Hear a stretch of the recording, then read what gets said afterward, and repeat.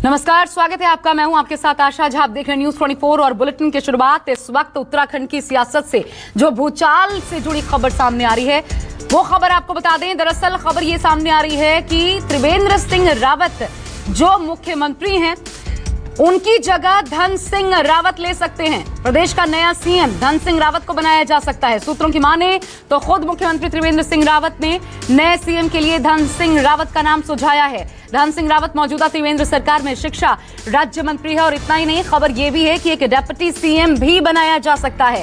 सूत्रों की माने तो खटीमा से विधायक पुष्कर सिंह धामी को उप मुख्यमंत्री बनाया जा सकता है। किसी भी वक्त इसका औपचारिक ऐलान भी हो सकता है।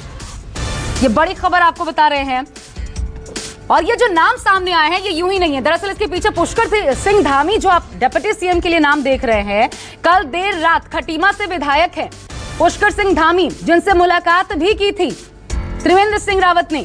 और कहा यह भी जा रहा है कि सीएम रावत आज ही विधानमंडल दल की बैठक बुला सकते हैं और खुद प्रस्ताव रख सकते हैं धन सिंह रावत के नाम का। यानी सब कुछ ठीक था और जो थोड़ी बहुत नाराजगी थी उसको खुद त्रिवेंद्र सिंह रावत इस तरीके से शायद सामने रख सकते हैं, क्योंकि 3 बजे प्रेस कॉन्फ्रेंस की भी खबर सामने आ रही है कि खुद उन्होंने ये कदम उठाया कि इस पद से हटे और दूसरे को मौका दे। क्या कहते हैं अब प्रेस कॉन्फ्रेंस में देखने वाली बात होगी। आप देख सकते हैं स्क्रीन पर मेरे साथ मेरे तमाम सहयोगी इस वक्त जुड़ चुके हैं। खास मेहमानों का पैनल भी होगा।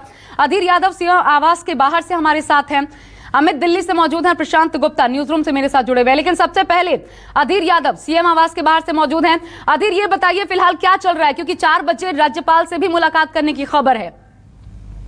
जी बिल्कुल, मैं आपको बता दूं कि इस टाइम हम मुख्यमंत्री आवास के बाहर खड़े हैं और मुख्यमंत्री ने अभी जो बताया है कि 3 बजे वो एक प्रेस कॉन्फ्रेंस करने वाले हैं। उसी में वो खुलासा करेंगे कि क्या आगे की उनकी रणनीति है, वो इस्तीफा देने जा रहे हैं या फिर वो आगे मुख्यमंत्री बने रहेंगे। अभी वो 3 बजे का ये समय है और उसी की अभी वेट हो रही है यहाँ पे कि प्रेस कॉन्फ्रेंस में मुख्यमंत्री क्या बोलते हैं। हालांकि सूत्रों से भी हमें जानकारी मिली है कि मुख्यमंत्री 4 बजे के टाइम राज्यभवन जाके और अपना इस्तीफा दे सकते हैं।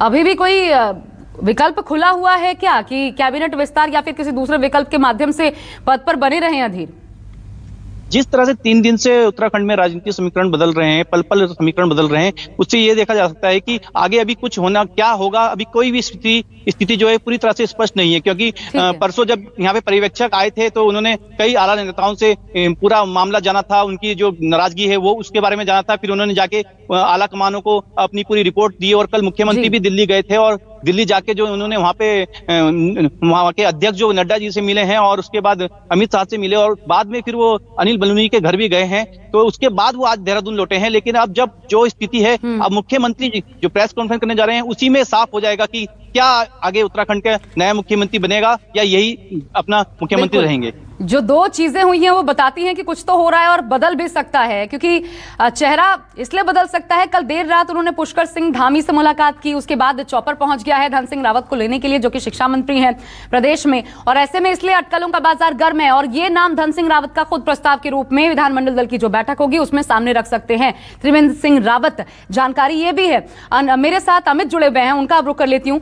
अमित, कल जेपी नड्डा राष्ट्रीय अध्यक्ष बीजेपी की जो मुलाकात हुई उनकी त्रिवेंद्र सिंह रावत से, उसके बाद उस मुलाकात में क्या हुआ, कोई डिटेलिंग सामने नहीं आई, इसको लेके कोई इन्फॉर्मेशन है?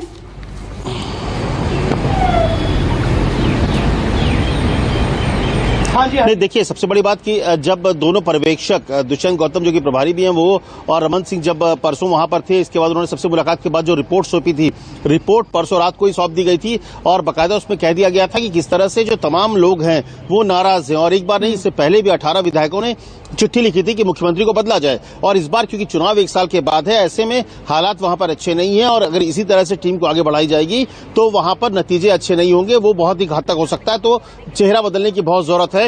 इस रिपोर्ट के साथ जो पर्यवेक्षकों ने अपनी रिपोर्ट सौंपी थी, इसके बाद समन किया गया था कल, उसके बाद समन किया गया था और कल जब दिन में न्यूज 24 ने पहले बताया था कि नेतृत्व बदलने की पूरी तैयारी में है, मन बना चुका है केंद्रीय नेतृत्व। इसके बाद जो आला कमान, उन्होंने जब कल रात को साफ तौर पे ये कह दिया कि आपको आपकी जगह एक नए मुख्यमंत्री को लेने की बात हो रही है, ये संदेश उनको दे दिया गया। और उससे पहले नड्डा और त्रिवेंद्र सिंह रावत से पहले अध्यक्ष नड्डा और अमित शाह की एक लंबी बैठक हुई है, करीब 1-1.25 घंटे की बैठक हुई है, जिसमें बीएल संतोष जो कि संगठन मंत्री थे वो तीनों मौजूद थे। तीनों ने इस पूरे परिस्थिति को आकलन किया समझा कि क्या जरूरी है कि नहीं जरूरी है या फिर इनको कंटिन्यू किया जा सकता है। और इसके बाद ये फैसला लिया गया कि अमित शाह, नड्डा और बीएल संतोष की मीटिंग में कि मुख्यमंत्री को बदलने की जरूरत है। तो उसी के बाद उनको संदेश दिया गया है और उस संदेश के बाद आज वो अभी थोड़ी देर में प्रेस कॉन्फ्रेंस करेंगे और कहा यह जा रहा है कि धन सिंह रावत का नाम उन्होंने नड्डा जो कि पार्टी अध्यक्ष है उनके सामने भी उन्होंने अपने तरफ से ही प्रस्ताव डाल दिया था।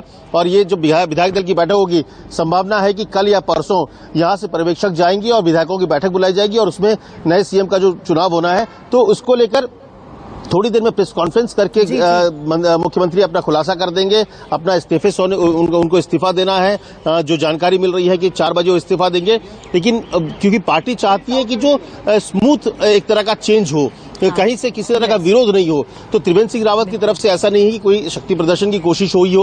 उन्होंने भी इस बात को स्वीकार किया है क्योंकि संगठन के हैं, वो प्रचारक रहे हैं, संघ के से जुड़े हुए हैं, इसलिए उन्होंने बीजेपी की भी कोशिश थी, आला नेताओं की कोशिश थी कि वहां पर किसी भी तरह की मुश्किल ना हो। इसीलिए त्रिवेंद्र सिंह रावत को से भी बात की गई, तमाम पक्षों से बात की गई ताकि किसी भी तरह से सत्ता हस्तांतरण में कोई दिक्कत ना हो। और उसी के अनुसार अब मुझे लगता है कि थोड़ी देर में प्रेस कॉन्फ्रेंस होगा जिसमें वो नेक्स्ट कोर्स ऑफ एक्शन के बारे में बताएंगे, त्रिवेंद्र सिंह रावत खुलासा करेंगे। प्रशांत, क्या यही डैमेज कंट्रोल की कोशिश है इसी माध्यम से कि खुद विधानमंडल दल की बैठक जो होगी उसमें त्रिवेंद्र सिंह रावत खुद धन सिंह रावत का नाम आगे करे और उप मुख्यमंत्री के लिए भी जिस प्रकार से कल उनकी मुलाकात हुई, तो ये इसी ओर इशारा करता है क्या?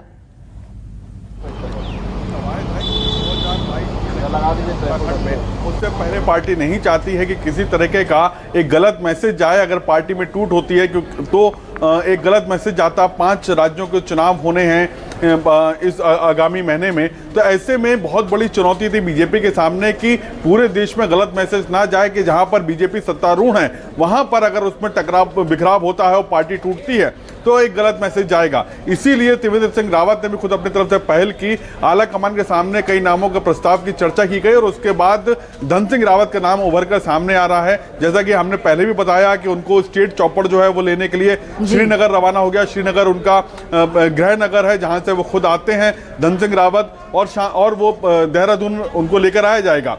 मैं आपको बता दूं आशा कि उत्तराखंड जो है वो राजनीतिक तौर पे काफी अस्थिर राज्य रहा है। यहाँ पे नारायण दत्त तिवारी को अगर छोड़ दें 2002 से लेकर 2007 तक, तो कोई भी ऐसा मुख्यमंत्री नहीं रहा जिसने 5 साल का कार्यकाल अपना पूरा किया हो। तो बहुत ही अस्थिर राज्य रहा है उत्तराखंड, जो सबसे पहले राज्य बना था अक्टूबर 2009 में, तो माफ करिएगा 7 में, तो उस समय सबसे पहले नित्यानंद स्वामी उसके मुख्यमंत्री बने थे और उनका कार्यकाल भी 356 दिन से ज्यादा नहीं चला था। और उसके बाद 30 अक्टूबर को भगत सिंह कोश्यारी मुख्यमंत्री बने। फिर जब कांग्रेस सत्तारूढ़ हुई तब आप अगर देखें तो नारायण दत्त तिवारी सिर्फ एक ऐसे व्यक्ति थे जो 5 साल तक लगातार मुख्यमंत्री रहे थे। इसके बाद फिर बीजेपी की सरकार आती है और वहां पे बीसी खंडूरी को मुख्यमंत्री बनाया जाता है, लेकिन उसके बाद उनको भी चेंज कर दिया जाता है। फिर रमेश पोखरियाल निशंक बनते हैं, फिर उनको आखिर समय में हटाया जाता है, फिर खंडूरी जी को मुख्यमंत्री बनाया जाता है। इसके बाद अगर आप कांग्रेस का पिछला कार्यकाल देखें तो पहले वहां पर जो सीएम बनाया गया वो विजय बहुगुणा का बनाया गया, उसके बाद उनको हटाकर हरीश रावत को मुख्यमंत्री बनाया गया। और ऐसे ही सेम अब कंडीशन बीजेपी के साथ दोबारा हो रही है, जिसमें त्रिवेंद्र सिंह रावत 4 साल तक का लगभग कार्यकाल खत्म करते हैं और उसके बाद अब उनको भी यहाँ पे चेंज किया जा रहा है। तो उत्तराखंड की जो सियासी गणित है वो काफी उठापटक भरी रही है जब से उत्तराखंड बना है। और ऐसे में ये होना तय है क्योंकि उत्तराखंड में ही अंदर नेताओं के अंदर ही विरोध एक खड़ा हो जाता है। और पार्टी ये बात भली भांति जानती है कि जिस तरह से पिछली बार हरीश रावत की सरकार के साथ तो हुआ था कि तमाम नेता टूट के अलग हो गए थे, कहीं ऐसा उसके साथ में ना हो जाए और ऐसे में गलत संदेश जाएगा, जबकि 5 राज्यों में चुनाव हो रहे हैं। लिहाजा यही एक संदेश देने की कोशिश की गई कि डैमेज कंट्रोल किया जा सके किसी तरह से, और मुख्यमंत्री को अगर बदला जाता है और उन्हीं के पास से अगर कोई नाम निकल के सामने आता है तो इससे पार्टी को डैमेज कंट्रोल से बचाया जा सकता है। बिल्कुल, विपक्ष क्योंकि पहले से ही चुटकी ले रहा है कि जनमानस में तो पहले ही सरकार के लिए रोष था, अब तो खुद मंत्री और विधायक भी बोल रहे हैं। फिलहाल मेरे साथ दीप्ति रावत जी बीजेपी से इस वक्त जुड़ चुकी हैं। इसके अलावा सूर्यकांत धस्माना जी कांग्रेस से जुड़ेंगे, राजेश बादल जी हमारे साथ सीनियर जर्नलिस्ट जुड़ गए हैं मेरे साथ। आप तीनों का बहुत स्वागत है। लेकिन सबसे पहले दीप्ति रावत जी आपके पास आते हुए, मैम क्या हो रहा है ये उत्तराखंड की सियासत में? हो रहा है और अभी मुख्यमंत्री जी प्रेस कॉन्फ्रेंस करेंगे तो उसमें सबको जानकारी दे भी देंगे कि क्या आगे की क्या रणनीति रहेगी या वो क्या करने वाले हैं। लेकिन ये नाराजगी जो है ये इस स्तर तक क्यों पहुंच गई कि अब डैमेज कंट्रोल करना पड़ रहा है? ये दिखाने की कोशिश हो रही है कि नहीं थोड़ी बहुत शायद इस तरीके से पेश किया जाए कि अंदर जो कुछ था मिल बैठकर बातचीत करके सब कुछ सुलह हो गई? देखिए, ये तो कई बार राजनीति में बहुत सारी चीजें होती रहती हैं। हर व्यक्ति आपसे खुश नहीं रह सकता, कुछ लोग नाराज भी रहते हैं, कुछ लोग खुश रहते हैं। जब भी हम काम करते हैं परिवारों में भी ऐसा होता है कि हर डिसीजन से कोई भी आप निर्णय लें तो जरूरी नहीं है परिवार का हर सदस्य उसमें शामिल हो। कुछ लोगों को वो बात अच्छी लग सकती है, कुछ को नहीं भी लग सकती है। तो ऐसी चीजें तो चलती रहती हैं। हम तो पार्टी को एक परिवार के रूप में चलाते हैं और उसी प्रकार से अगर किसी को कुछ लगा भी होगा तो उसने वो बात रखी होगी और जो जैसे एक परिवार का मुखिया उस पर एक उसको संज्ञान लेता है और उस पर अपना बातचीत। लेकिन कम से कम मैम ये इस स्तर तक तो ना आता कि बजट सेशन को छोटा करना पड़ा और कोर ग्रुप की बैठक बुलानी पड़ी, वो हालात तो ना आते क्योंकि बजट पर सीधा इसका असर पड़ा ना।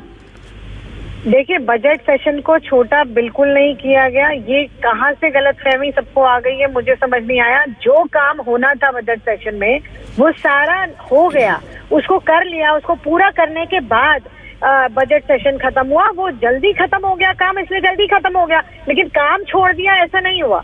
तो ये थोड़ा जो एक बल गया है माहौल की बजट सेशन, ऐसा लगा कि जो शायद बजट को ही आधा छोड़ के और खत्म हो गया, तो ऐसा नहीं हुआ। बजट सेशन की जो चीजें थी उनको किया जल्दी, मतलब उनको जैसे वो पूरी हो गई जल्दी तो उनको जल्दी बजट सेशन। विपक्ष दरअसल यही कह रहा है और इसलिए मैंने ये सवाल उठाया था। सूर्यकांत धस्माना जी कैसे देख रहे हैं सर बीजेपी के भीतर जो कुछ हो रहा है इसे? भारतीय जनता पार्टी ने जिस प्रकार से इस राज्य की जनता के मैंडेट का अपमान किया है, ऐसा उदाहरण पूरे देश में नहीं मिल सकता। आप कल्पना करिए कि 57 विधायक 70 में से जिता करके आपको दे दिए और 70 विधायक जिताने के बाद उत्तराखंड को मिला क्या? 4 साल में उत्तराखंड को आपने पहले पायदान पे पहुंचा दिया बेरोजगारी के। पूरे देश के अंदर उत्तराखंड आज पहले नंबर पे है। 22.3 की दर से उत्तराखंड में बेरोजगारी व्याप्त है।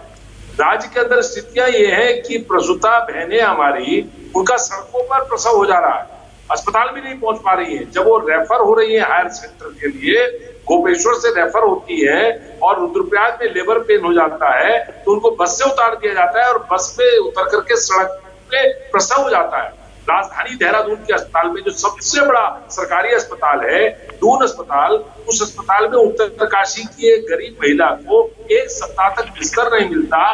फर्श में लेटी लेटी वो प्रसव करती है और जच्चा और बच्चा दोनों की मौत हो जाती है। राज्य में विकास का पहिया पूरी तरह से जाम हो रखा है। राज्य में स्थितियां ये है, महंगाई, आप इल्जाम लगाते हैं कि अंतर्राष्ट्रीय तेल का जो दाम है कच्चे तेल का वो ऐसा हो गया कि हमको पेट्रोल डीजल, सारी दुनिया जानती है कि न्यूनतम पर कच्चा तेल दुनिया में अगर कभी रहा तो मोदी जी के राज में $28 पर बैरल और 100 पेट्रोल पार हो गया, 90 डीजल पार हो गया। रसोई गैस पे आपने सर्जिकल स्ट्राइक करके सिलेंडर को 850 रुपए कर दिया। लोगों का जीना मुहाल हो रखा है। प्रदेश के अंदर 57 विधायक आपको जिता के दिए मोदी जी के नाम पर। आज केवल त्रिवेंद्र रावत दोषी नहीं है, आज पूरी मोदी सरकार, पूरी भारतीय जनता पार्टी इसके लिए दोषी है। राज्य में जो भी स्थितियां विद्यमान है और आज इनको मालूम है 4 साल में जो चौपट किया है, 4 साल में जो चौपट किया है इस प्रदेश को, आज इनको मालूम है। सारी इंटेलिजेंस एजेंसियां बता रही है कि भारतीय जनता पार्टी की वापसी अब संभव नहीं है। इसलिए चेहरा बदल करके जो कह रहे हैं उस पर जवाब दीजिए मैम, फिर मैं जाऊंगी सौ के पास, राजेश बादल जी के पास। देखिए, मैं आपसे एक बात कहूंगी। सूर्यकांत जी मेरे बड़े भाई हैं, वो बैठे हैं, लेकिन मैं उनको एक याद दिलाना चाहूंगी एक बात की, जो वो कह रहे हैं कि प्रसूता बहनों की उनको इतनी चिंता हो रही है। तो मैं उस पर एक बात कहूं कि हमारी ही सरकार थी 2007 में जो 108 एम्बुलेंस को लेकर आई और 108 एम्बुलेंस को लेकर आने के बाद उन्होंने जो किया यहाँ पर जो कांग्रेस की सरकार जब आई और कांग्रेस की सरकार आने के बाद वो 108 जो हमारी जो एम्बुलेंसेज थी वो कंडम हो गई, वो बिल्कुल कबाड़ में चली गई। इस तरह की ये सिर्फ उन एम्बुलेंसेस की बात नहीं है ना दीप्ति जी, बात ये है कि पार्टी के अंदर जब उठापटक होती है, काम नहीं हो पाते या होते हैं, फिर उसमें अवरोध खुद पार्टी के भीतर से उठाए जाते हैं, तो इसका सीधा सीधा असर प्रदेश पर पड़ता है। उत्तराखंड हमेशा से अस्थिर रहा है और विकास दर जैसा कि गिनवा भी रहे कि 22%, सबसे ज्यादा बेरोजगारी में फिसड्डी उत्तराखंड, तो इन तमाम चीजों पर असर पड़ता है ना। और फिर जब ये नेतृत्व परिवर्तन महज 1 सालों के लिए होना हो तो फिर आप क्या जवाब देंगे अगली बार जब जनता के सामने जाएंगे? आप मेरी बात सुनिए, देखिए जिस प्रकार से हजारों करोड़ की योजना यहाँ पे चारधाम यात्रा की जो हमारी ऑल वेदर रोड बन रही है, जिस प्रकार से हमने कभी सोचा नहीं कि यहाँ पर रेल आएगी, कांग्रेस सिर्फ बात कर रही थी, आज रेल पहुंच रही है पहाड़ तक।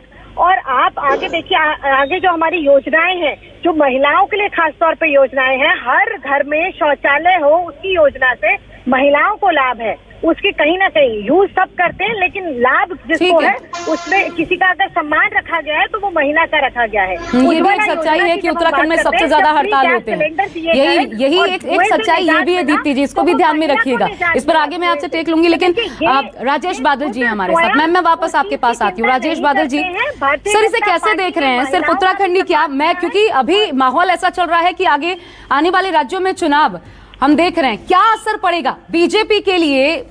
क्या डैमेज कंट्रोल नहीं कर पाई बीजेपी?